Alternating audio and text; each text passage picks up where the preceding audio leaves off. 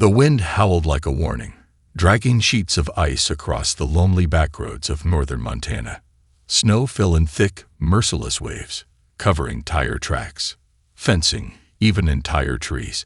It was the kind of storm that swallowed sound, isolated people, and made time feel frozen, both figuratively and literally.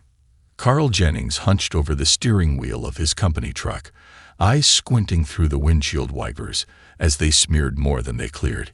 He'd been dispatched early that morning to check reports of downed power lines after last night's snowfall had knocked out electricity in several rural homes.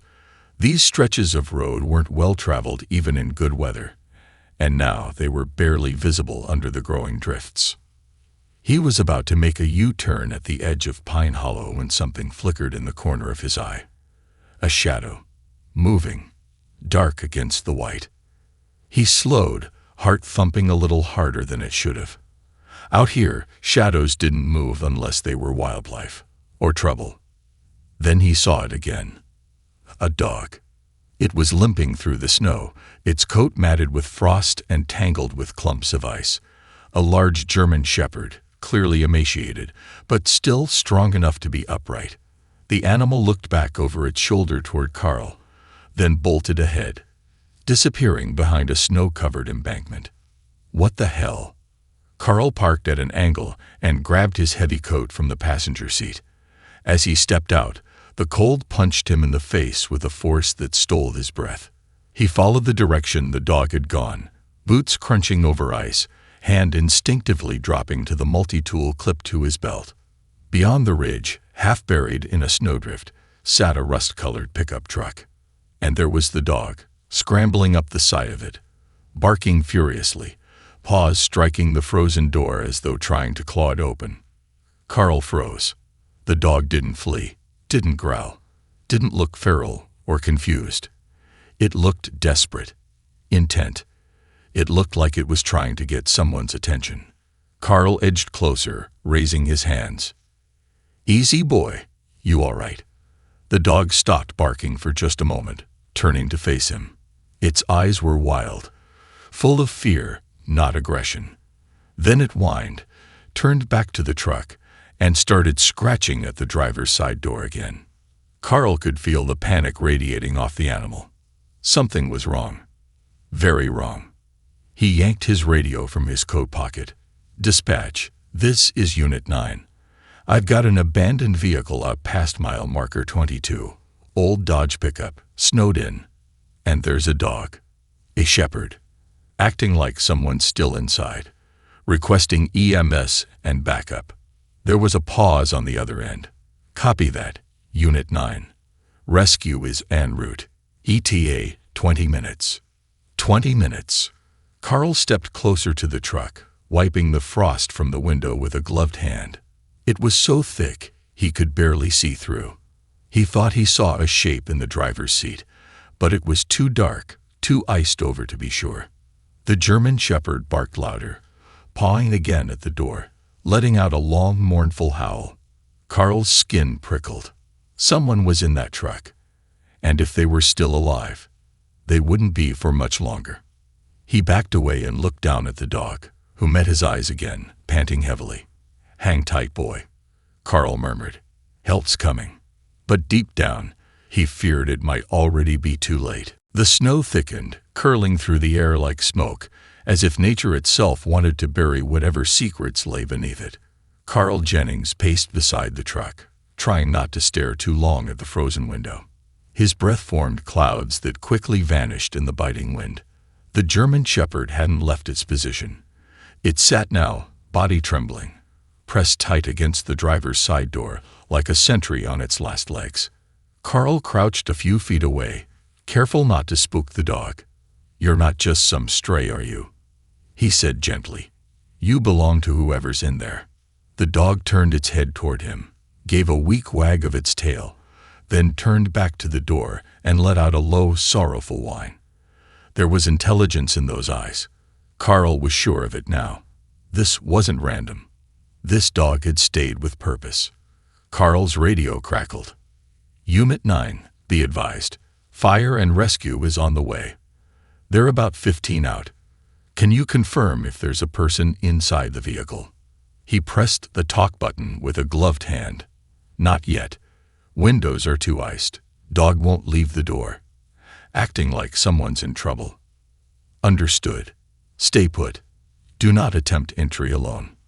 Copy, Carl replied, though his instincts screamed otherwise. He stood and looked around. No tire tracks. No footprints. No indication that anyone had come this way recently. Just the truck and the shepherd, slowly being swallowed by snow. Carl moved around to the passenger side, wiped the glass with his sleeve. Still nothing. The frost was too thick. The dog suddenly barked, loud and sharp. Carl looked back. It had stood up and begun pawing harder at the door again, turning its head toward him between frantic scrapes, as if urging him to do something. Then, as if on cue, it started limping toward the back of the truck, then circled around to the front, then back to the driver's door again. "What are you trying to tell me?" he murmured. The dog pressed its nose to the lower edge of the doorframe and let out a pitiful cry. Carl felt a knot tighten in his stomach. The way the dog moved, howling, circling, refusing to leave, it wasn't random. It was a cry for help. More than that, it was a refusal to give up. He moved back to the driver's door, knelt, and listened closely. At first, he heard nothing but the wind. Then, a sound, a muffled thump, faint, from inside. He jolted upright. "Hey, if you can hear me, knock again," he shouted, pressing his ear against the door. Nothing. Then, after a few seconds, another weak, barely there knock. Carl's heart thundered. Someone was inside. He grabbed the radio again, voice tight with urgency. "Dispatch, Unit 9. Confirmed occupant in the truck. Unresponsive but alive. Get that rescue here faster if you can. We've got a pulse in there." Acknowledged. ETA now 10 minutes. Hang tight. The dog let out a relieved bark, as if understanding help was coming. Carl stared at it, snow crusting its fur, eyes red from cold, still clinging to the truck like it was the last lifeline in the world. No leash, no food, no shelter, but it never left. "You're something else," Carl whispered. And in that moment, he realized something chilling. If not for the dog, this truck would have been invisible, buried, forgotten. Just another vehicle lost in the storm. And whoever was inside would have frozen, alone. But this dog, this silent, freezing guardian, had refused to let that happen. Not today. The howl of sirens pierced through the cold as red and blue lights finally danced through the white curtain of snow. A fire truck, followed closely by an ambulance and a sheriff's SUV, barreled down the unplowed road, tires crunching over frozen slush. Carl stepped back from the truck, exhaling in relief as help skidded to a stop beside him. The German shepherd didn't move. It stood its ground, still pressed against the driver's door, as if protecting something sacred. Snow whipped around its body, its legs quaking from cold and exhaustion, but its eyes never left the rescuers. 2 firefighters jumped down, tools already in hand. Behind them, Sheriff Maddox emerged from his cruiser, coat flapping in the wind, a grim look on his weathered face. "Carl," the sheriff called. "You the one who found them?" Carl nodded. "Driver's inside. Barely responsive. Dog's been here the whole time. Refused to leave." Sheriff Maddox squinted at the shepherd. "Damn thing looks half dead." "Yeah," Carl muttered. But it never gave up. The rescue crew moved fast.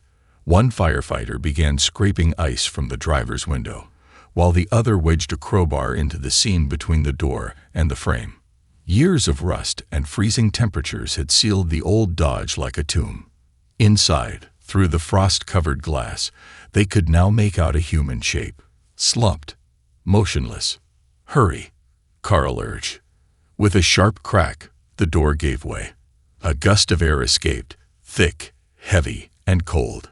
The German shepherd backed away just enough to let them work, but remained close, whimpering as the door creaked open. "Got him," one of the medics said, reaching in. "He's alive. Weak pulse, shallow breathing." Another paramedic handed over heat blankets, and they carefully eased the man from the cab. He was elderly, face ghostly pale, lips tinged blue, and fingers curled as if frozen mid-motion. His coat was thin, more suited for fall than a deadly blizzard, and there were no gloves. The blanket wrapped around his legs was stiff from frost. "Vitals are dropping," the medic said. "We need to move now." The team sprang into action, stabilizing the man on a stretcher, checking vitals, oxygen, temperature. The man stirred slightly, a soft groan escaping his lips as they loaded him into the back of the ambulance. "Who is he?" Maddox asked, stepping aside for the gurney. "Don't know yet," Carl said. "No ID on the dash. Plates are Montana, but worn." They turned to the dog. It had collapsed into the snow beside the truck, ribs rising and falling in short, labored breaths. "Hey," Carl said, crouching beside it. "You did good, buddy. Real good." One of the firefighters knelt down. "He's not gonna last much longer either. He needs medical attention. Fast." Sheriff Maddox clicked his radio. "Dispatch, notify the animal control unit. We've got a shepherd in critical condition. Get a vet on standby at the clinic. Tell them it's urgent." The dog weakly lifted its head and looked toward the ambulance, then let it drop again with a soft sigh, eyes fluttering closed. Carl reached out and gently stroked its matted fur. "You didn't just stay," he said quietly. "You saved his life." The team moved quickly now. One firefighter wrapped the dog in a blanket from the truck's cab and carried it to the SUV. Despite everything, its condition, its weight, the biting cold, the shepherd didn't resist. It had done its job. And now, maybe, someone could return the favor. The ambulance tore down the icy highway with its sirens screaming, cutting through the blizzard like a lifeline. Inside, the cabin was tense. The paramedics worked quickly over the frail man strapped to the gurney, calling out vitals, applying heated packs to his chest, and feeding warm oxygen into his lungs. "Core temps 31 Celsius and dropping," one said. "We're dealing with stage 2 hypothermia. Possibly worse." The man, still unconscious, let out a shallow wheeze. His face was sunken and pale, framed by tufts of gray hair clinging to his scalp. His skin felt like paper. One of his boots was missing, and his socks were soaked clean through. His fingers were stiff and discolored at the tips. "Who the hell survives out here for days in this?" the driver asked through the intercom. "No one," the medic replied grimly. "Not without help." At the same time, in a separate vehicle just behind, Sheriff Maddox drove with quiet urgency. In the back seat lay the German shepherd, swaddled in a wool blanket, head resting on a makeshift pillow of bundled jackets. It didn't move much, but its eyes blinked slowly, watching snowflakes drift past the window. Every few seconds, its ears twitched, reacting to sirens, engine hum, or maybe something only it could hear. Maddox glanced at the rearview mirror and muttered, "Hang in there, soldier. We're almost there." At the county hospital, a trauma team waited at the emergency bay as the ambulance screeched to a halt. The doors flew open, and the paramedics rushed the man inside, barking information and assessments. Nurses peeled away his frozen clothes with trauma shears while a doctor prepped warming IV fluids. "Name?" a nurse asked. "Unidentified male. Estimated late 70s. Found unconscious in an abandoned truck off Route 17. A paramedic answered. "Medical ID?" "Nothing on him." The nurse scribbled. "John Doe." Inside Trauma Room 3, they placed warming pads beneath the man's body, administered glucose, and slowly brought his temperature up.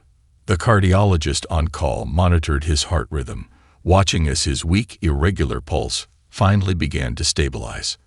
Outside in the waiting area, Maddox stood with his arms crossed, his boots tracking slush onto the white tile floor.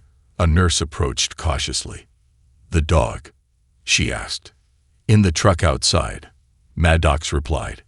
Animal control's bringing the stretcher. He's barely hanging on. Clinic's ready. Vets en route. We'll take him over now.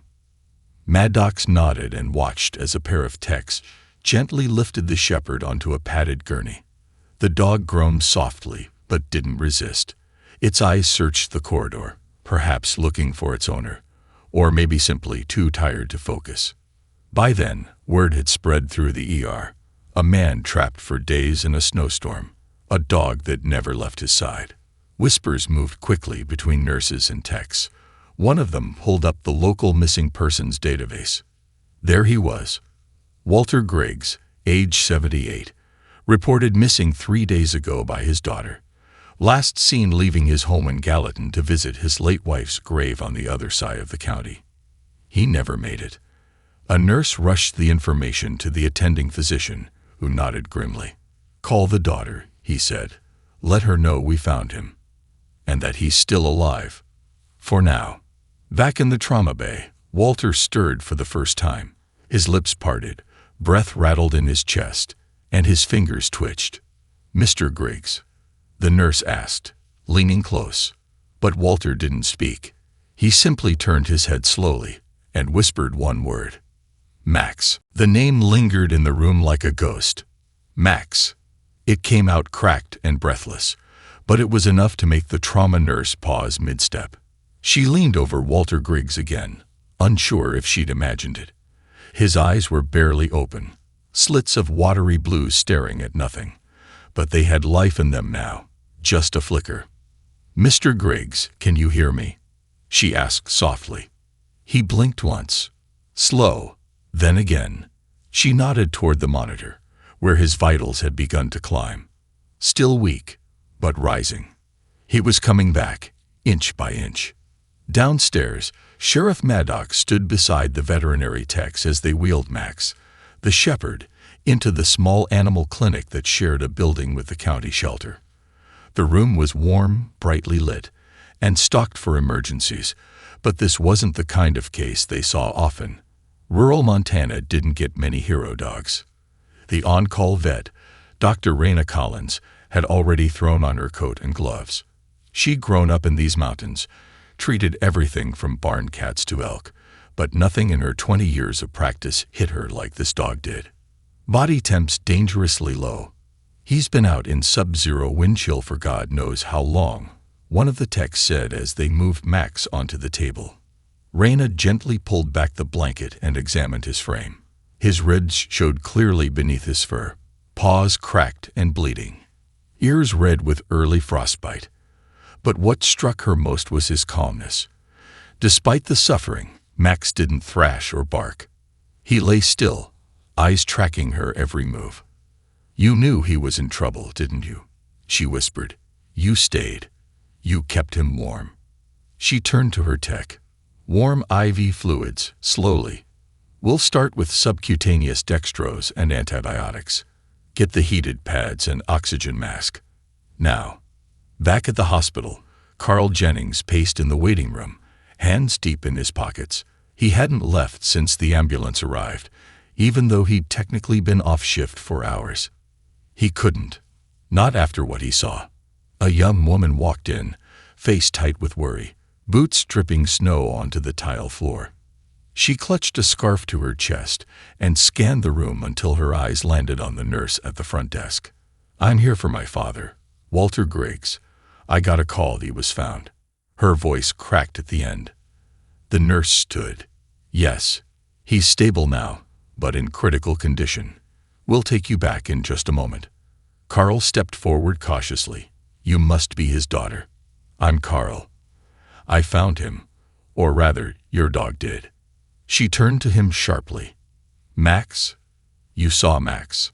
Carl nodded. He never left your dad's side. Sat right outside the truck through the storm. If not for him. He let the sentence trail off. Her eyes welled up, and her hand shook slightly as she sat down. I thought they were both gone. Dad left without telling me, like he always does. Visits Mom's grave every December. I filed a report after day 2, but with the storm, She swallowed hard. Carl put a hand on her shoulder. Your dad's alive. Because of Max. The nurse returned and led her back to the ICU, where Walter Griggs now rested under soft blankets, his face no longer blue, though still pale. Machines beeped steadily around him. He looked up as his daughter entered. "Dad," she whispered, tears falling freely now. "You're okay." He blinked, then rasped a single word. "Max." She nodded. "He's okay too. He saved you." A faint smile crossed Walter's cracked lips. A tear slipped from his eye. For a man who had lost so much, Max had given him the one thing left that mattered. Hope. 2 days had passed since the blizzard released its grip on the town, but its impact lingered like a ghost in the cold. Icicles still clung to rooftops, power lines sagged with frost, and drifts of snow marked the fields like frozen waves. Yet inside the warmth of Pine Creek Veterinary Clinic, something remarkable was unfolding. Max lay curled on a padded recovery bed near the window, a soft fleece blanket draped over his weathered body. A heating lamp glowed gently overhead, and the quiet hum of machines filled the room. Dr. Raina Collins checked his vitals for the 3rd time that morning and was relieved to find his temperature had finally stabilized. "Stubborn old boy," she murmured, rushing a hand over his neck. "You've got more grit than most people I know." Max stirred slightly, his nose twitching as he slowly opened one eye. He blinked once, then again, as if waking from a long, cold dream. Raina smiled. That simple movement was everything. Sheriff Maddox entered quietly behind her, holding a cup of black coffee. "Any change?" He opened his eyes. She replied softly, not taking her gaze off Max. "I think he's starting to come back to us." Maddox nodded, his expression thoughtful. "Funny. A few more hours, and both he and Walter would have been gone. Instead, here we are." As if summoned by name, the door to the clinic opened with a quiet chime. Walter Griggs entered, hunched and wrapped in layers of warm flannel, his daughter supporting him on one side, a nurse trailing behind with a portable oxygen tank. His steps were slow, fragile, like someone walking on glass.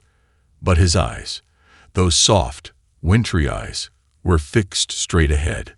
On Max.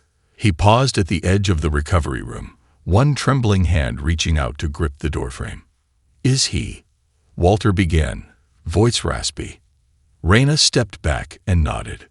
"He's awake, but weak." Walter shuffled forward, the weight of years and snow and survival pressing on each step. When he reached the bed, he dropped to one knee, not from trauma, but because his legs gave out, and rested a hand gently on Max's side. "Hey there, partner," he whispered. Max's eyes flicked toward him. Then, slowly, he raised his head. His tail thumped weakly against the bedding. Once. Twice. Walter's eyes flooded with tears. "You stayed with me, didn't you? Never left. All that time. You kept me warm." Max let out a soft huff of breath and leaned his head against Walter's hand. No barking. No howling. Just silence. But it spoke volumes. Walter's daughter knelt beside them, placing a hand on her father's shoulder. "I didn't even know you still had him, Dad." Walter smiled faintly. "Found him at the shelter last spring. He reminded me of someone I lost. Guess he was meant to be mine."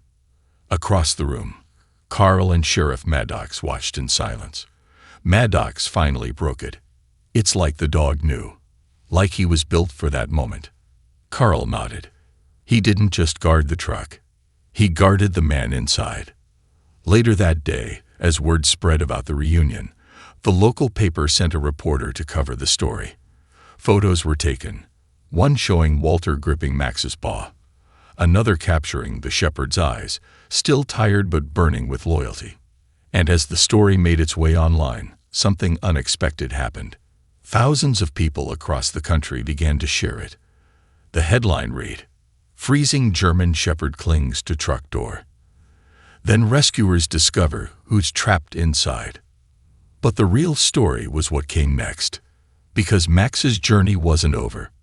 It had just begun. The story caught fire. Within hours of the local paper publishing the photos and the headline, the article spread like wildfire across social media. National news outlets picked it up. Radio hosts told the tale between segments. Morning shows featured the incredible bond between an aging man and the dog who refused to abandon him. By noon the next day, #MaxTheHero was trending on Twitter, and people from every corner of the country were posting artwork, poems, and even songs inspired by the loyal German Shepherd. The article racked up millions of views. Comments flooded in. I cried reading this. Max is what we all hope to be. Loyal until the end. This dog deserves a medal. I needed this today. Thank you, Max. Back in Pine Creek, Walter Griggs sat by Max's side in the veterinary recovery room, wrapped in a thick quilt donated by a local artisan. Though he was still weak and short of breath, he hadn't left the shepherd's side since the clinic allowed him in. Raina Collins gently entered the room, carrying a clipboard. "Walter," she said, "you've got quite the fan club outside." Walter smiled faintly. "So I've heard. But it's Max they care about." "They care about both of you," she said warmly. "Your story's giving people hope." He looked down at the dog resting at his feet. Max was still thin and tired, but every hour brought signs of progress. He now drank water on his own. His tail wagged more frequently, and his eyes followed movement like they used to. "I don't think I would have made it without him," Walter said. "That old truck turned into a coffin when the storm hit. I remember thinking I'd die out there." He paused. "But every time I started to slip away, I felt him, curled up beside me. Breathing. Warm. Alive. He kept nudging me, wouldn't let me go. It's like he knew when I was fading." Outside the clinic, a crowd had begun to gather. Townsfolk, journalists, children clutching signs. Someone had even created a cardboard cutout of Max, with the words "True Hero" scrawled in glitter. Carl Jennings stood among them, looking bemused as people asked questions, shook his hand, and patted him on the back. "I just found them," he said for the 10th time. It was the dog that saved his life. Inside, Sheriff Maddox spoke with Raina in hushed tones. "There's talk of a medal," he said. "Some national rescue group wants to nominate Max for an Animal Hero Award. Could mean money for Walter's care too." Raina smiled. "He deserves it. Both of them do." Later that evening, a news team arrived from Denver. Cameras rolled as Walter, now seated in a wheelchair, was brought out to greet the crowd. Max walked beside him, wobbly but determined, wearing a soft blue vest with a patch that read Stavanger. The crowd erupted into applause. Children waved. Reporters snapped photos. Walter reached down and rested his hand on Max's head. The dog leaned into it with a low, contented groan. "We were frozen," Walter said into the microphone. "Alone. But this dog, he never gave up. And because of him, I'm here." He looked into the camera, eyes shining. "I lost my wife last year. I thought I'd lost my way too. But Max showed me that loyalty and love don't stop, even in a storm." Max barked once, soft but strong. The crowd cheered. And in that moment, under the evening sky of a town forever changed, the world didn't just see a dog. It saw a hero. Snow melted slowly in Pine Creek as spring crept in like a shy guest. The fields were still frosted at dawn, but the roads were clearing, and the sun lingered just a bit longer each afternoon. The storm that had nearly taken Walter Griggs' life was now a memory, and a miracle, retold across breakfast tables, online forums, and news broadcasts. But behind the headlines and hashtags, life moved on. 3 weeks after the rescue, Walter was discharged from the hospital. He still used a cane, and oxygen accompanied him on longer walks, but his color had returned and his spirit, once dulled by loss, had brightened in a way even his daughter hadn't seen in years. More than anything, he looked forward to going home. The house stood on a small patch of land east of town, nestled against a backdrop of pines and soft hills. It was the same home where he'd raised his children with his late wife, the place he'd retreated to in his grief. Now, it welcomed him back with a warmth he hadn't felt since she passed. Max padded across the porch ahead of him, his tail wagging slowly, still not as strong as it had once been, but every bit as loyal. Walter stepped into the house and paused in the doorway. The scent of cedar and cinnamon lingered in the air, and a fire crackled gently in the hearth. His daughter had cleaned, rearranged furniture, even set up a soft dog bed by the fireplace with a plaque above it. Max's Pioist, guardian of the home. Walter chuckled as Max sniffed the bed, turned in a slow circle, and settled down with a satisfied sigh. "I guess that's your throne now," Walter said. In the days that followed, the two fell into a peaceful rhythm. Morning walks, short and slow, around the frozen garden. Midday naps in the sunroom. In the evenings, Walter read aloud from one of his wife's old books, while Max lay at his feet, eyes closed, ears flicking with every familiar word. One afternoon, a package arrived. Inside was a letter from a national animal rescue organization. A bronze medallion hung on a ribbon inside a velvet case. The inscription read, "Max, for bravery, loyalty, and saving a life." Walter held the medal for a long time before reaching over to fasten it to Max's collar. The shepherd gave a small, approving huff. More interested in the treat Walter slipped him afterward than the medal itself. The story didn't end with awards, though. In fact, that winter was just the beginning. A GoFundMe started by Carl Jennings had raised more than $80,000 for Walter and Max, enough to cover medical bills, home renovations, and even a savings account for Max's future care. People sent letters from across the globe, hand-drawn portraits, poems, even a blanket with both their names embroidered into it. But what mattered most wasn't money or medals. It was the companionship, the shared silence, the way Max would tilt his head when Walter spoke. The warmth they gave each other during the storm never faded. It became their anchor. On the first warm day of April, Walter sat on the porch swing, a mug of coffee in hand. Max lay beside him, head resting on Walter's worn boot. The sun dipped low behind the hills, casting the yard in gold. Walter looked down at the dog who had saved his life and smiled. "Guess we're both a little broken," he said, "but we're not done yet." Max gave a soft bark, just one. And together, they watched the world thaw.